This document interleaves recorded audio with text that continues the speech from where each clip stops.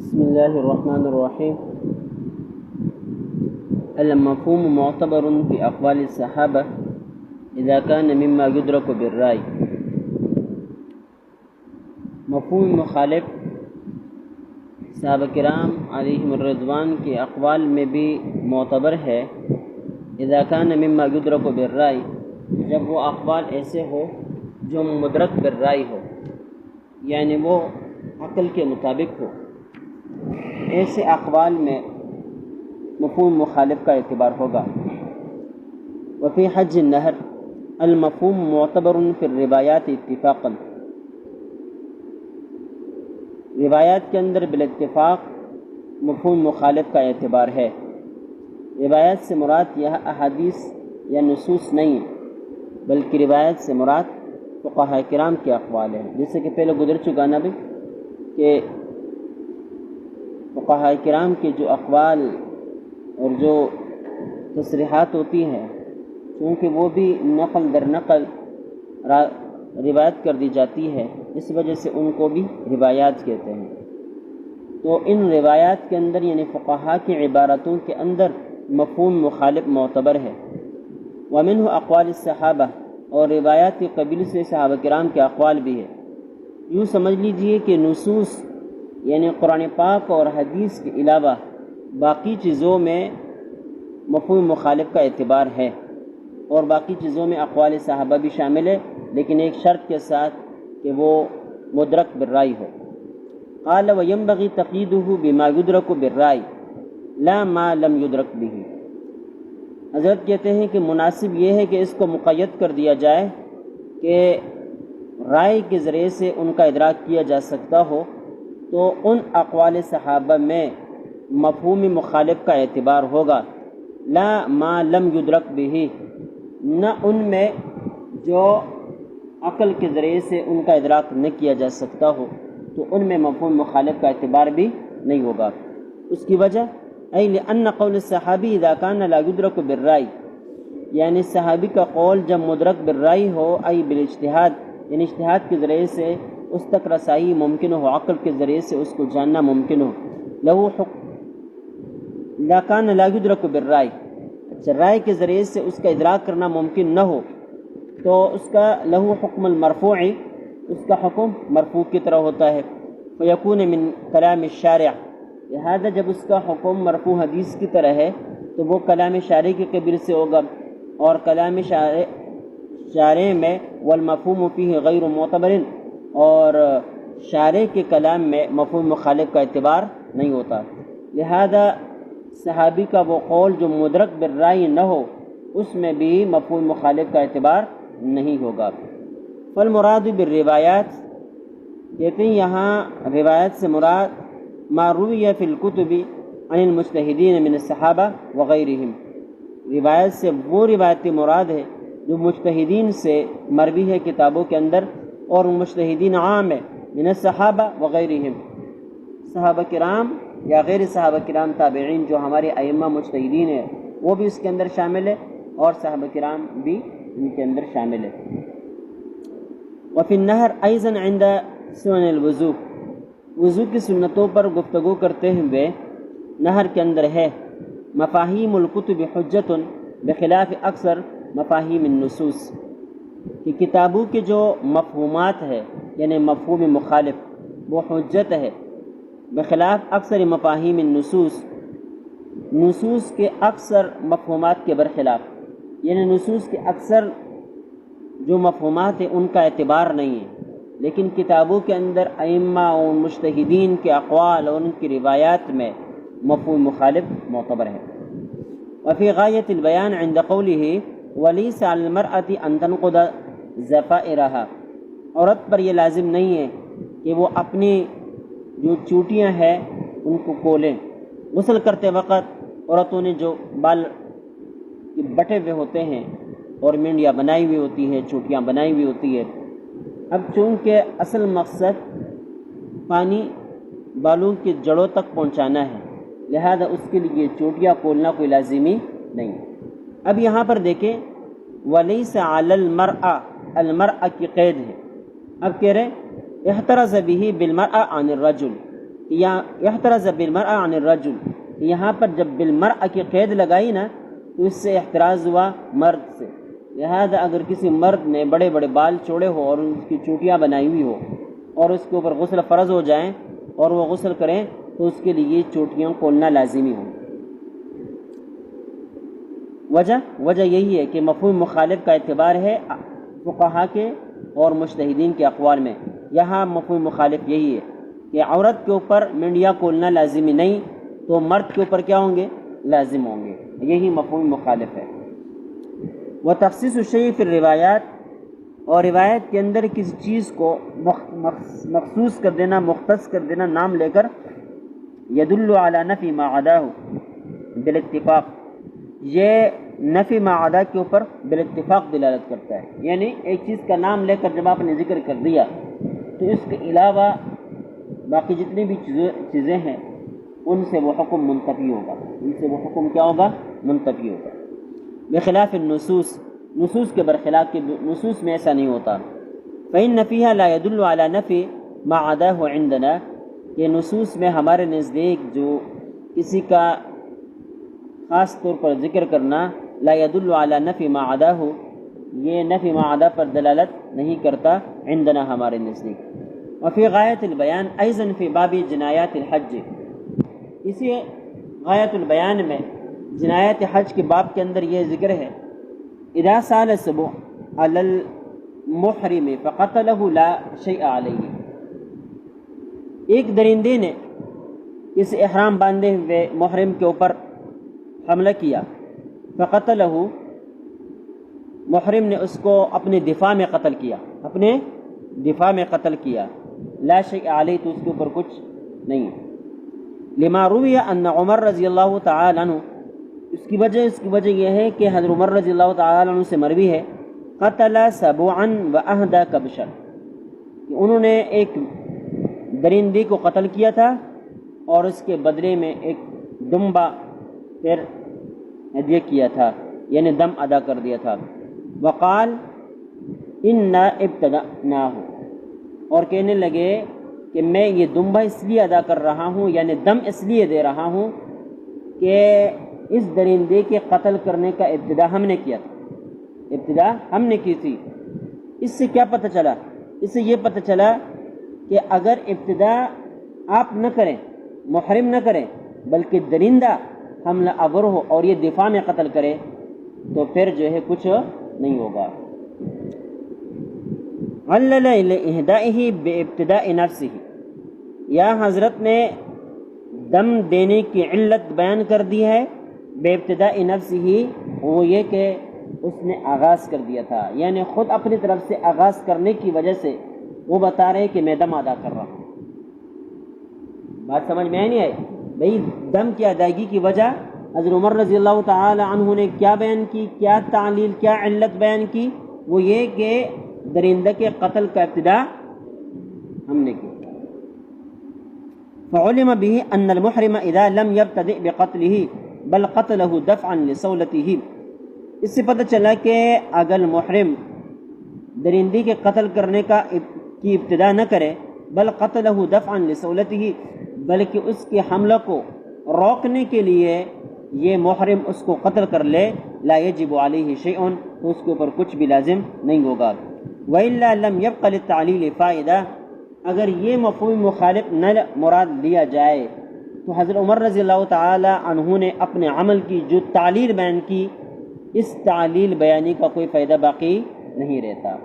تو پتہ چلا، جیسے کل میں نے کہا تھا کہ مفہوم العلہ یہی ہے کہ جو علت بیان کی، اب وہ علت ہو تو حکم ہوگا، وہ علت نہ ہو تو حکم نہیں ہوگا۔ اب آئی سمجھ میں بات؟ یہ مفہوم مخالف سے آپ کو یہ بات بتلاتی۔ ولا يقال تخصیص الشیء بذکر، اب یہاں ایک سوال،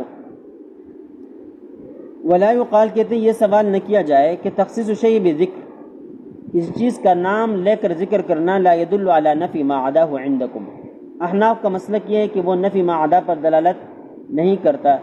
فکیف تستدلون بقول عمر، تو پھر تم حضرت عمر رضی اللہ تعالی عنہ کے اس قول سے استدلال کیسے کرتے ہو؟ لأننا نقول، حضرت کہتے ہیں یہ اعتراض ہم پر نہ کیا جائے، کیوں؟ اس لیے کہ ہم جواب میں کہیں گے ذاک فی خطابات الشرع، ہم جو کہتے ہیں کہ تخصیص الشیء بذکر لا يدل علی نفی ما عداہ، یہ جو قاعدہ ہے یہ خطابات شرع سے متعلق ہے، یعنی خطابات شرع میں مفہوم مخالف کا اعتبار نہیں، تخصیص الشیء لا يدل علی نفی ما عداہ، یہ جو قاعدہ ہے یہ خطابات شرع سے متعلق ہے، بات سمجھ میں نہیں؟ اما فی الروایات والمعقولات فیدل، ہاں جو روایات ہے نصوص کے علاوہ، صحابہ کرام کے ہیں، مجتہدین کے، کسی کے بھی ہیں، والمعقولات، اس طرح جو مسائل محض عقلی ہے، محض عقلی ہے، فیدل، تو اس میں تخصیص الشیء بالذکر یدل علی نفی ما عداہ، لا یدل نہیں بلکہ یدل علی نفی ما عداہ، یعنی اس میں مفہوم مخالف کا اعتبار ہے۔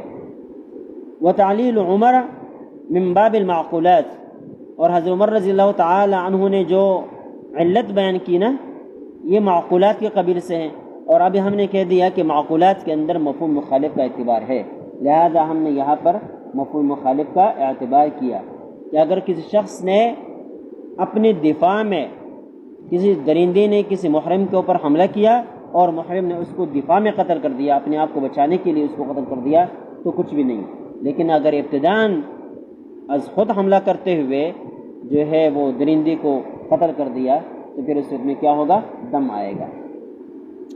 وحاصل ان تعلیل الاحکام تارۃ یکون بالنص الشرعی من آیت او حدیث، حاصل یہ ہے کہ علت احکام کی کبھی کبھی یہ نص شرعی کی بنا پر ہوتا ہے، من آیت او حدیث، یہ وہ نص شرعی آیت کی صورت میں ہوتی ہے یا حدیث کی صورت میں، وتارۃ یکون بالمعقول، اور کبھی کبھی وہ علت صرف عقل کی بنا پر ہوتی ہے، معقولی ہوتی ہے۔ والعلل العقلیہ لیست من کلام الشارع، علل عقلیہ جو ہے وہ شارع کے کلام نہیں ہے، جب وہ شارع کے کلام نہیں ہے تو شارع کے کلام کے علاوہ غیر کلام میں مفہوم مخالف کا اعتبار ہوتا ہے، لہذا معقولات میں مفہوم مخالف کا اعتبار ہوگا۔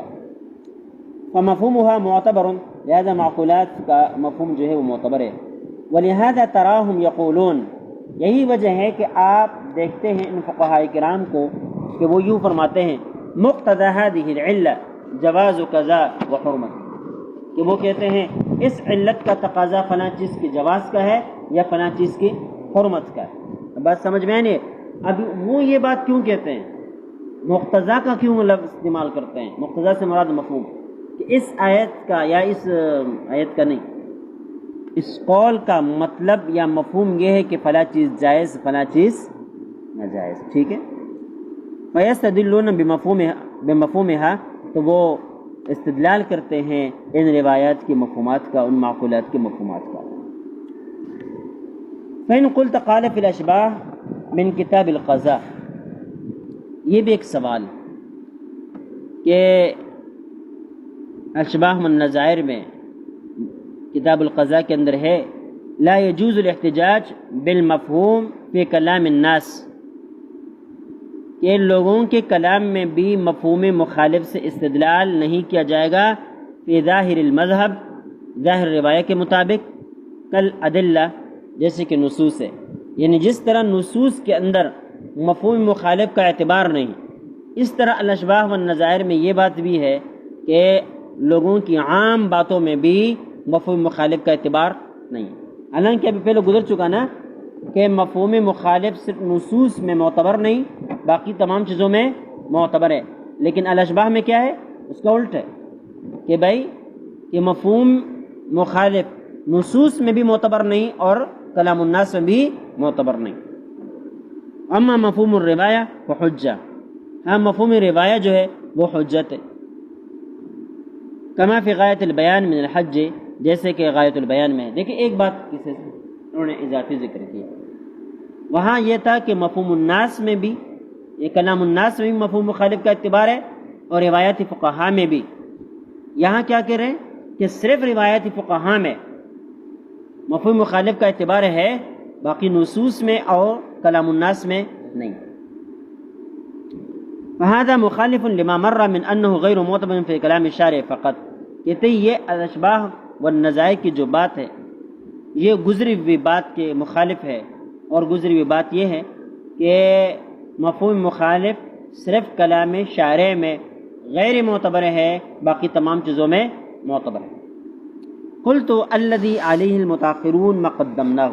علامہ شامی کہتے ہیں کہ ٹھیک ہے کہ الاشباہ والنظائر کی یہ بات پہلے گزری ہوئی بات کے خلاف ہے، لیکن حق اور صحیح بات وہی ہے جو متاخرین نے بیان کی ہے. اور متاخرین نے جو کچھ بیان کیا وہ یہ ہے کہ نصوص شرعیہ کے علاوہ باقی چیزوں میں مفہوم مخالف کا اعتبار ہے. ٹھیک ہے.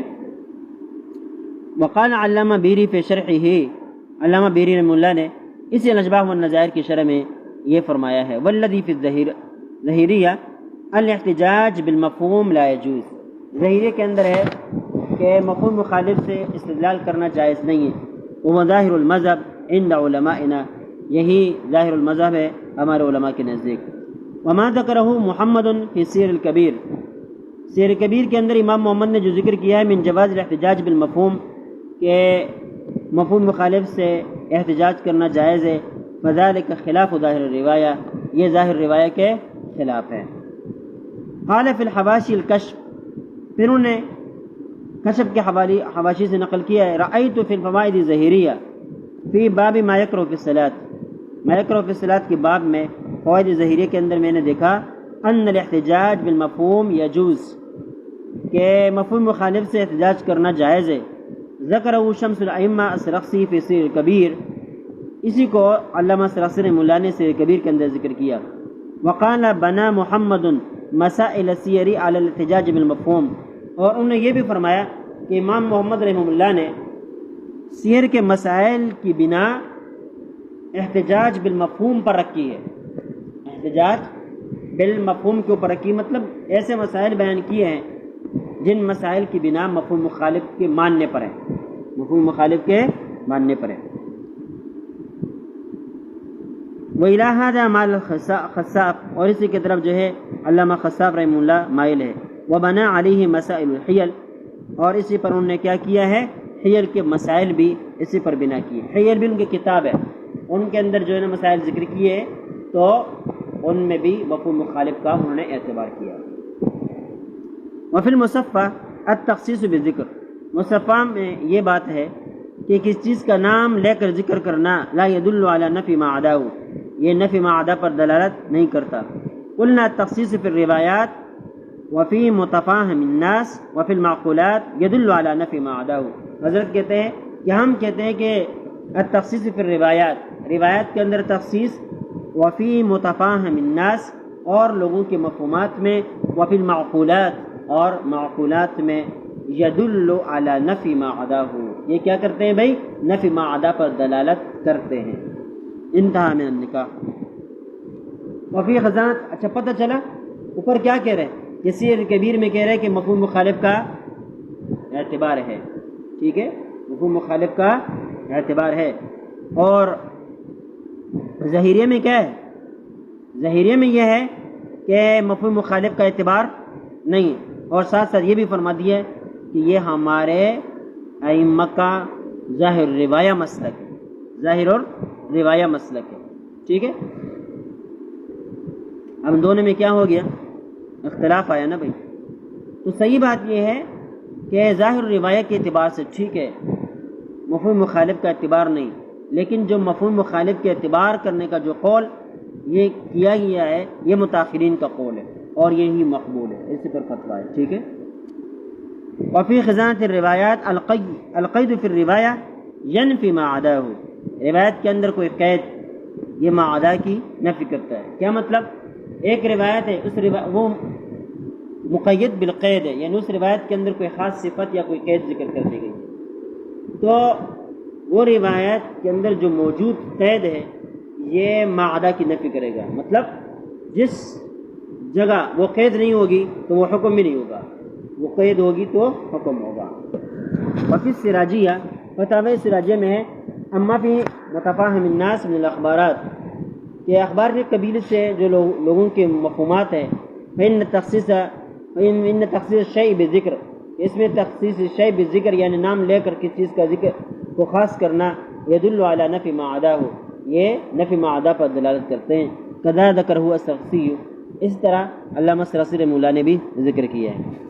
اقول، علامہ شامی فرماتے ہیں، نہیں علامہ بیری فرماتے ہیں، الظاہر ان العمل علی ما فی سیر کما اختارہ الخصاف فی الحیل ولم نرى من خالفہ، کہتے ہیں عمل اسی پر ہے جو سیر کبیر کے اندر ہے، اور سیر کبیر کے اندر جو کچھ ہے وہ کیا ہے کہ مفہوم مخالف سے استدلال کیا جاتا ہے، وہ معتبر ہے، کیونکہ ذکر ہوا نا کہ امام محمد رحمہ اللہ نے سیر کبیر کے اندر مفہوم مخالف کو قبول کرنے اور ماننے پر ہی مسائل کا مدار رکھا ہے، بنا رکھی ہے۔ کما اختارہ الخصاف فی الحیل، جیسے کہ حیل میں علامہ خصاف رحمہ اللہ نے اسی کو پسند کیا ہے۔ ولم نرى من خالفہ، اور کہتے ہیں ہم نے کسی ایسے آدمی کو نہیں دیکھا جنہوں نے امام خصاف یا سیر کبیر کے اس سنی کی مخالفت کی ہو۔ واللہ تعالی، یہاں تھا انتہا کلام البیری۔ التطبیق بین القولین، اب دو قولوں کے درمیان تطبیق کہ ظاہر روایت میں کیا ہے کہ مفہوم مخالف کا اعتبار نہیں، اور سیر کبیر اور امام محمد کی روایتوں سے کیا پتہ چلتا ہے کہ مفہوم مخالف کا اعتبار ہے۔ اب ان دو قولوں کے درمیان یہ تطبیق دیتے ہیں، ای ان العمل علی جواز الاحتجاج بالمفہوم، یعنی مفہوم مخالف سے احتجاج کرنے کا جواز یہ تو ہے، لیکن لا مطلقاً، لیکن مطلقاً نہیں ہے، بل فی غیر کلام الشارع، شارع کے کلام کے علاوہ میں اس کے اعتبار ہے۔ کما علمت مما قررناہ، جیسے کہ ہم نے جو کچھ لکھا اس سے آپ سمجھ گئے ہیں۔ تو پتہ چلا کہ امام یہ جو ظاہر روایہ ہے نا کہ وہ جو کہتے ہیں کہ مفہوم مخالف کا اعتبار نہیں ہے، وہ نصوص کی بات کرتے ہیں، اور یہ جو حضرات کہتے ہیں کہ مفہوم مخالف کا اعتبار ہے، وہ غیر نصوص کی بات کرتے ہیں۔ وَإِلَّا فَالَّذِي رَأَيْتُ فِي سِيرِ الْكَبِيرِ جَوَازُ الْعَمَلِ بِهِ حَتَّى فِي كَلَامِ الشَّارِعِ، یہاں تک کہتے ہیں میں نے جو سیر کبیر کے اندر دیکھا وہ تو یہ ہے کہ اس پر عمل کرنا جائز ہے، حتیٰ فی کلام الشارع، بلکہ شارع کے کلام میں بھی جائز ہے۔ فإنه ذکر فی باب آنیۃ المشرکین وذبائحہم، انہوں نے مشرکین کے برتنوں اور ان کے ذبیحوں کی باس کے اندر یہ فرمایا، ان تزوج نساء النصارى من اہل الحرب لا يحرم، کہ اہل حرب کی جو عیسائی عورتیں ہیں ان کے ساتھ نکاح کرنا لا یحرم، حرام نہیں۔ یہ مسئلہ انہوں نے ذکر کیا، اس مسئلے کے لیے دلیل کیا لے کر آئے؟ یہ وَاسْتَدَلَّ عَلِي بِحَدِيثِ عَلِيٍّ رضی اللہ تعالیٰ عنہ، اس کے لیے جو دلیل لے کر آئے ہیں وہ یہ ہے حضرت علی رضی اللہ تعالیٰ عنہ کی حدیث سے، ان رسول اللہ صلی اللہ علیہ وسلم کتب الی مجوس حجر، کہ نبی پاک صلی اللہ علیہ وسلم نے مقام حجر کی مجوسیوں کو یہ خط لکھا، یدعوہم الی الاسلام، اس ذریعے سے انہوں نے آپ صلی اللہ علیہ وسلم نے ان کو اسلام کی دعوت دی، اور یہ فرمایا فمن اسلم قبل منہ، جس نے اسلام قبول کیا، مان لیا، جو اسلام لے کر آیا اس سے اسلام قبول کر لیا جائے گا۔ فضول اعتراضات میں اعتراضات نہیں ہوں گے، بھائی جس نے کہہ دیا میں مسلمان ہوں، میں نے کلمہ پڑھ لیا، تو آپ کافی سمجھا جائے گا، سمجھ رہے ہو۔ ومن لم یسلم، اور جو اسلام نہیں لے کر آئے تو ضربت علیہ الجزیہ، تو میں اس کے اوپر جزیہ مقرر کر دوں گا، فی اللہ یکر لہ ذبیحہ، اور یہ بات بھی کہ ان کا ذبیحہ نہیں کہا جائے گا، ولا ینکح منہم امرأ، اور ان کی عورتوں سے نکاح بھی نہیں کیا جائے گا۔ اب یہاں مجوس کا خاص طور پر ذکر نام لے کر آپ صلی اللہ علیہ وسلم نے یہ حکم لگایا کہ نہ ان کا ذبیحہ کہا جائے گا، نہ ان کی عورتوں سے نکاح کیا جائے گا۔ تو یہ اس کا مفہوم مخالف کیا ہے کہ جو مجوسی نہیں ہیں، اہل کتاب ہے، ان کا ذبیحہ بھی حلال ہوگا، ان کی عورتیں بھی حلال ہوں گی، سمجھ گئے؟ تو انہوں نے استدلال مفہوم مخالف سے کیا۔ استدلال کس سے کیا؟ مفہوم مخالف سے کیا۔ تو پتہ چلا کہ امام محمد تو اتنا آگے گئے کہ کلام شارع کے اندر بھی مفہوم مخالف کا اعتبار کیا۔ قال الشمس الائمہ سرخسی فی شرح، کہتے ہیں شمس الائمہ سرخسی رحمہ اللہ اس کی شرح میں فرماتے ہیں فکانہ ای محمد استدل بتخصیص رسول اللہ صلی اللہ علیہ وسلم المجوس بذالک، کہ انہوں نے استدلال کیا کہ نبی پاک صلی اللہ علیہ وسلم نے اس حکم کے ساتھ مجوسیوں کو خاص کیا ہے، لہذا جو غیر مجوسی ہے ان کے ساتھ یہ حکم نہیں ہوگا۔ علی انہ لا باس بنکاح نساء اہل الکتاب، کہ علی انہ لا بأس بنکاح نساء الکتاب، اہل کتاب کی عورتوں کے ساتھ نکاح کرنے میں کوئی حرج نہیں. فإنه بنا هذا الكتاب، کہتے ہیں انہوں نے بنا کی اس کتاب پر علی ان المفہوم حجہ، کہ مفہوم مخالف کیا ہے؟ حجت ہے. ویاتی بیان ذلك فی موضعہ، کہتے ہیں اس کا بیان اپنی جگہ پر آئے گا. ثم قال بعد اربعۃ ابواب، پھر اسی کتاب کے 4 بابوں کے بعد انہوں نے کہا ہے فی باب ما یجب من طاعت الوالی، اس باب میں کہ والی کی اطاعت کرنا واجب ہے. فی قول محمد، امام محمد رحمہ اللہ کے قول کے مطابق لو قال منادی الامیر من اراد العلف فلیخرج تحت لواء فلاح، کہ بھائی جب امام آواز لگائے کہ جو مجاہد یا جو فوجی اپنی گھوڑا یا اپنی جو سواری ہے اس کے لیے چارے کے لیے باہر جانا چاہے، فلیخرج تحت لواء فلان، تو وہ فلاں کے جھنڈے کے نیچے جا سکتا ہے. اب یہاں دیکھیں لشکر ہے نا، لشکر نے ایک جگہ پڑاؤ ڈالا، اب جانوروں کو پانی وغیرہ پلانا ہے یا چارہ کھلانا ہے. ہر فوجی اپنے اپنے جانور کے لیے، اپنے سواری کے لیے وہ ان چیزوں کا اہتمام کرتا ہے. اب یہاں کمانڈر نے اعلان کیا کہ بھئی جو بھی شخص اپنے جانور، اپنی سواری کو چارہ یا پانی پلانا چاہے تو وہ فلاں آدمی کے تحت اس کی کمانڈری اور اس کے افسری کے نیچے جا سکتا ہے. یہ اس نے اعلان لگایا. حضرت کیا فرماتے ہیں کہ اس کا مطلب کیا ہے؟ اس کا مفہوم مخالف یہ فہذا منزلۃ النہی، کہتے ہیں یہ منزلہ نہیں کہ ہے، ای نہیہم عن ان یفارقوا صاحب اللواء بعد خروجہم معہ، کہتے ہیں اس سے منع ہے، ان لوگوں کو، فوجیوں کو اس بات سے منع کر دیا ہے کہ وہ اس جھنڈے والے سے الگ ہو جائیں، اس سے منع کیا ہے.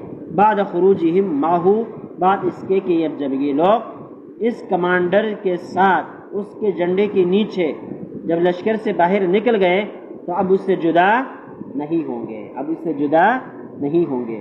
وقد بینا انہ بنا هذا الکتاب، ہم نے پہلے بیان کر دیا کہ انہوں نے اس خط کی بنا رکھی علی ان المفہوم حجہ، کہ مفہوم مخالف حجت ہے.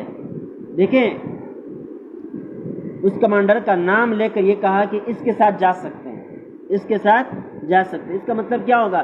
اس کے علاوہ کسی اور کے ساتھ یا اکیلے نہیں جا سکتے. اس کا مفہوم مخالف یہ ہے. وظاہر المذہب عندنا، ظاہر المذہب ہمارے نزدیک ان المفہوم لیس بحجت، کہ مفہوم مخالف حجت نہیں ہے. مفہوم الصفہ و مفہوم الشرط فی ذلک سواء، مفہوم صفت اور مفہوم الشرط اس بارے میں برابر ہے، دونوں یکساں ہے. ولکنہ اعتبر المقصود الذی یفہم اکثر الناس، لیکن وہ اس مقصود کا اعتبار کیا گیا جن کو عام لوگوں نے سمجھا ہے. فی هذا الموضع، اس مقام پر.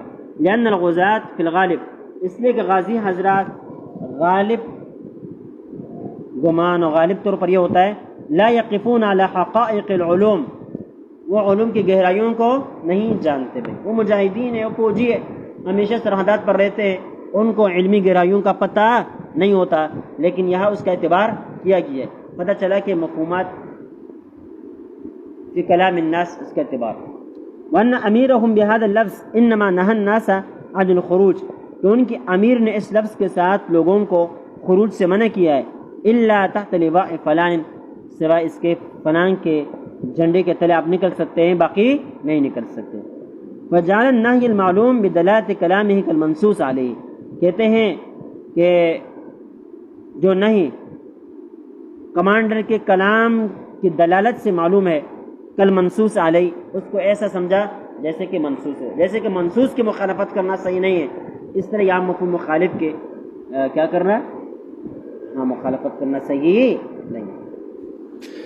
ومقتضاہ، کہتے ہیں اس کا مقتضا یہ ہے ان ظاہر المذہب ان المفہوم لیس بحجت، ظاہر المذہب تو یہ ہے کہ مفہوم مخالف حجت نہیں ہے، حتی فی کلام الناس، یہاں تک کہ لوگوں کے کلام میں بھی. لأن ما ذکرہ فی هذا الباب من کلام الامیر، اس لیے کہ جو کچھ یہاں پر ذکر کیا ہے یہ امیر کے کلام میں سے، فهو من کلام الناس، یہ لوگوں کے کلام میں سے، لا من کلام الشارع، یہ شارع کے کلام میں سے نہیں ہے. وهذا موافق لما مر عن الاشباہ، اور کہتے ہیں یہ کیا ہے؟ موافق ہے اس کا جو اشباہ کے حوالے سے گزر چکا. لیکن والظاہر ان قول بکون حجت فی کلامہم، لیکن ظاہر قول کہ کلام الناس میں مفہوم مخالف حجت ہے. قول المتاخرین، یہ قول کس کا ہے؟ متاخرین کا ہے. کما یعلم من عبارت شرح التحریر السابقہ، جیسے کہ تحریر کی شرح کی عبارت سے یہ بات واضح ہے۔ وَلَعَلَّ مُسْتَنَدَهُمْ فِي ذَلِكَ مَا نَقَلْنَاهُ آنِفًا عَنِ السِّيرِ الْكَبِيرِ، ہو سکتا ہے کہ متاخرین کے استناد کہ مفہوم مخالف کلام الناس کے اندر بھی حجت ہے، اس کی دلیل کون سی ہو؟ ما نقلناہ آنفا عن السیر الکبیر، وہ ہو جو ہم نے سیر کبیر سے نقل کیا ہے کہ وہ کہتے ہیں کہ مفہوم مخالف کلام الناس سے معتبر ہے، ٹھیک ہے۔ فإنه من کتب ظاہر الروایہ الستہ، اس لیے کہ یہ سیر کبیر جو ہے یہ بھی 6 کتابوں میں سے ہے نا، ظاہر روایہ کی 6 کتابوں میں سے، بل هو آخرها تصنیفا، بلکہ تصنیف کے اعتبار سے یہ سب سے آخر ہے۔ فالعمل علیہ کما قدمناه فی النظم، لہذا اس کے اوپر عمل کیا جائے گا جیسے کہ ہم نے اس کو پہلے ذکر کیا۔ خلاصہ یہ ہے کہ ظاہر و روایت کے اعتبار سے مفہوم مخالف کا اعتبار نہیں، کلام الناس میں بھی نہیں، کلام الشارع میں بھی نہیں، لیکن متاخرین کے قول کے مطابق کہ نصوص میں مفہوم مخالف کا اعتبار نہیں، باقی متفاہم الناس مفہومات عام لوگوں کی جو باتیں ہیں ان کے مفہومات اور فقہاء کی عبارت ان کی جو مفہومات مخالفہ ہے ان کا اعتبار کیا جائے گا۔ چلے کافی ہے۔